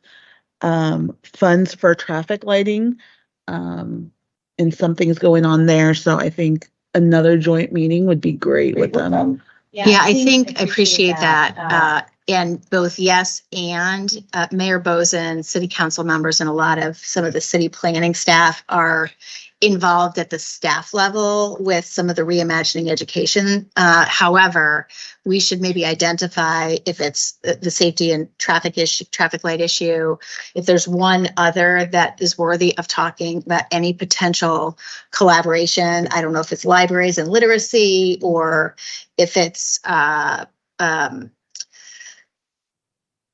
common area use policy. Like, I don't know what it is, but so I welcome feedback from people. I think that's a great suggestion. I'm glad you brought that up. I just was talking about this. I do think there is value though in a joint meeting on reimagining education in some ways, because I do feel like that's something that's come up is the impact.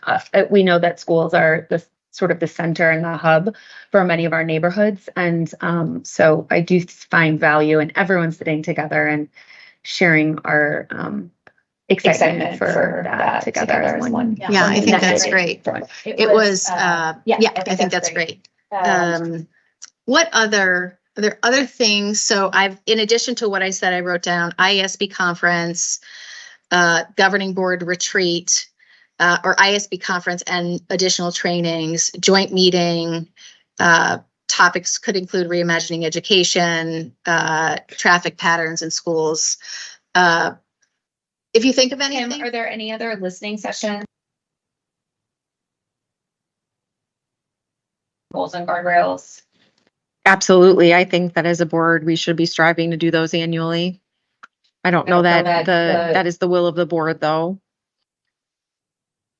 Well, put it on the list. Yeah. And then certainly don't have to level up, I guess. Right. I don't know exactly what that looks like. I don't think they're as intense. I have not been through one, but I know it's something that from our training we've learned we're supposed to be doing every year. And I don't know that we have been, so yeah, worth considering. The norm. I think as we go through this, that is a great idea if somebody wants to embrace and provide context for the concept, because there's been a lot of listening with reimagining education. And so how do we navigate through all of the listening? And if somebody wants to volunteer to scope that out a little bit, I would appreciate it. I'll volunteer. Thank you. I can help. Great. So, okay. So the next, I'm just going to try and map it out to the best of our ability and get feedback from the board. I also think it's really important to think about, you know, the full scope of the commitment of time as we're thinking about school board and upcoming elections. If people have questions about the time that it takes to be an effective school board member. So great.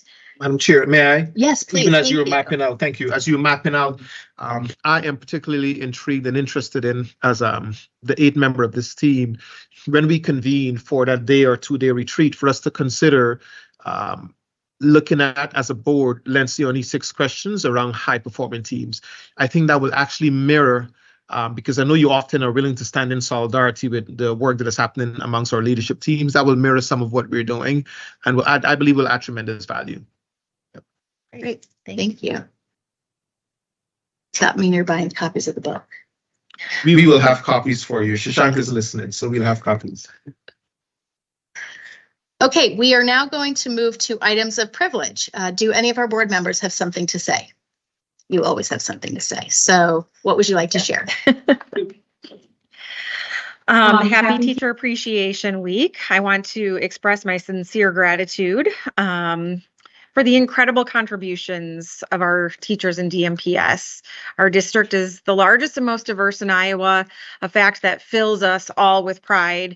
But this diversity, however, also presents unique challenges and opportunities. Our teachers are at the forefront of this, demonstrating unwavering commitment to every student, regardless of their background, learning style, or individual needs.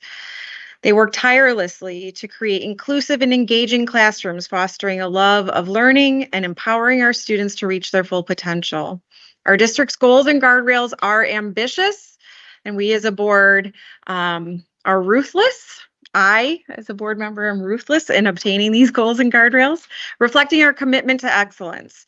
It is in the daily dedication, innovation, innovative spirit, and tireless efforts of our teachers that drive us towards these goals. They not only deliver high quality instruction, but also serve as mentors, role models, and sources of support for our students and families. They go above and beyond, often outside of regular school hours, to ensure that every child has the opportunity to succeed.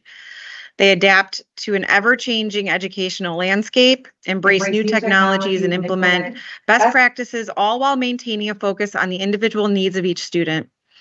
They collaborate with families, support their colleagues, and contribute to the overall well-being of our school communities. The impact of a great teacher extends far beyond the classroom. It shapes lives, strengthens families, and enriches our entire community. So I want to say a heartfelt thank you to each and every one of the teachers in our district. I recognize and deeply value your expertise, your passion, and your unwavering commitment to DMPS. Thank you.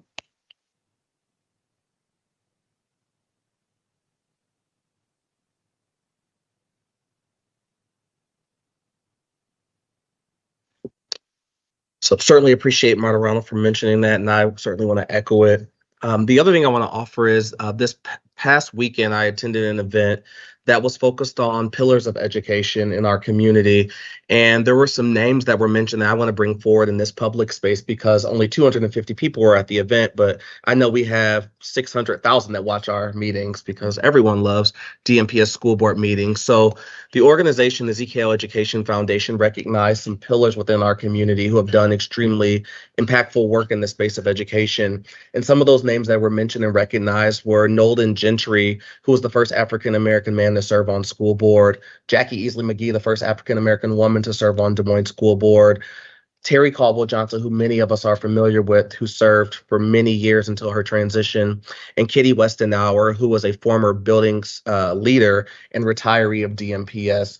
So it's good to see that we have community organizations as well beyond just those of us who are in the space or doing the work. in the buildings that are also recognizing our pillars of education, because it really does take a village to make this move forward. So I wanted to publicly announce those names and say thank you to everyone who is continuing to support our teachers and educators. I will go next. So about 2 weeks ago, I was able to meet up with Dan and Kimberly, their parents, at Moore Elementary School. Along with Kristen, they have started a bike bus for their school, which is really cool. So they start at one end of their area, and then they gather these kids and they have a little bike bus to school. So we talked about prioritizing pedestrian and bike riding around our schools before and after school, and also how like the city and the state can work, or the city and the district can work together to make our streets safer for our students riding their bikes. So if any other schools are watching that want to start a bike bus, you could email me and I'll connect you to the right people. This is something that's really cool. I don't ride bikes now, but I remember in elementary school, we were able to ride our bike down the street. So it's so cute just gathering those kids, and they think it's so cool. So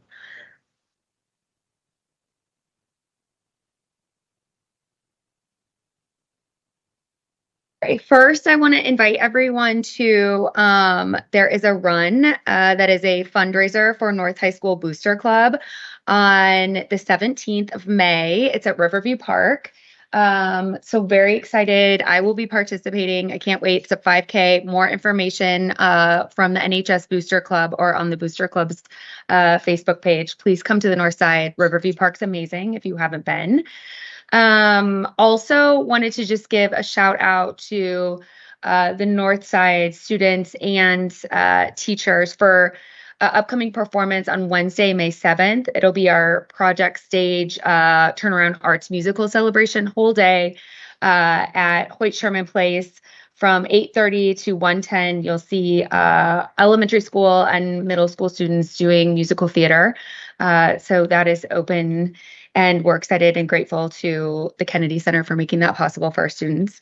And then the last shout out I want to give to is related to the foundation. So we have a new DMPS Foundation webpage, and I want to recognize Jaslyn Fitz, who is a board member who worked tirelessly to build this webpage. But please go to DMPS. I had it up, Kaylee, I'm looking. DMPSfoundation.org. I said, Phil, we are putting the DMPS website to shame. No, we're not quite, but we're getting there. It's beautiful. It's sleek. It represents our foundation, and that's where you can sign up for one run already. We are looking for sponsors for one run. So all that information is now in one place. Teachers, that is also where we are starting to take applications for financial support for your classrooms or programs. So all in one house, DMPSfoundation.org. Please check it out. We are very proud. And thank you, Jaslyn and team, for making it happen.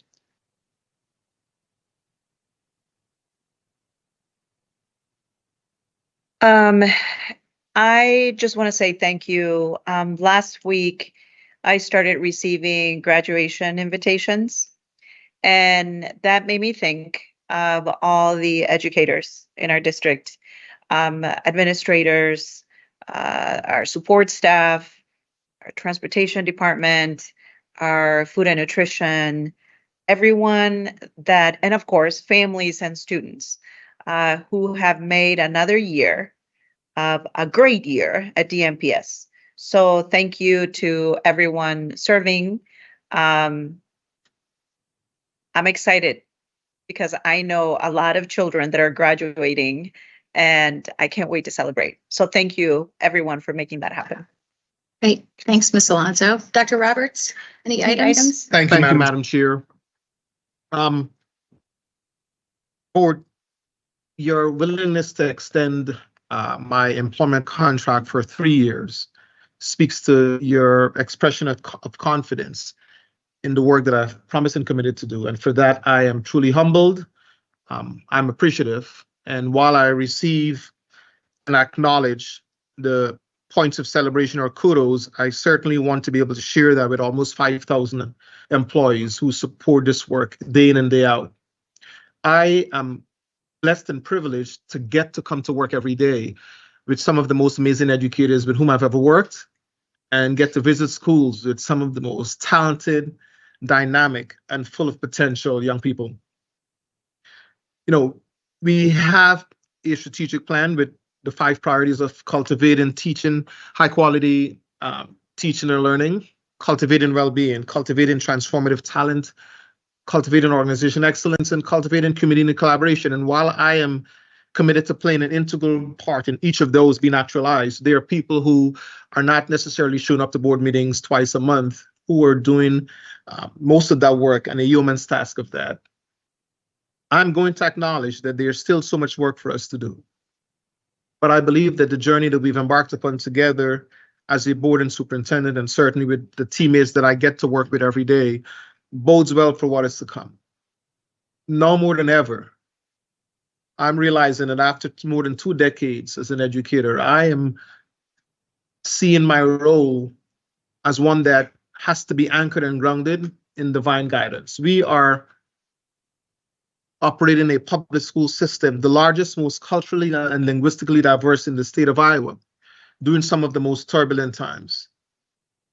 And the fact that you as a board, seeing this fit and have the vision to continue to support us, push our thinking and challenge our mental models, you certainly do that for me in our board superintendent partnership and relationship.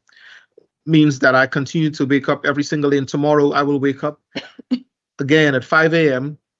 knowing that there's a board who believes in the work that I'm leading and believes in the school district. And so for that, my commitment is to give you nothing short of excellence every single day, because there are 30,826 students who are knocking on our doors, and they deserve excellence and they deserve the best of me in my role as superintendent. At some point, I'm going to retire from racing kids in suits, because at the end of the day, the hamstrings are not the same.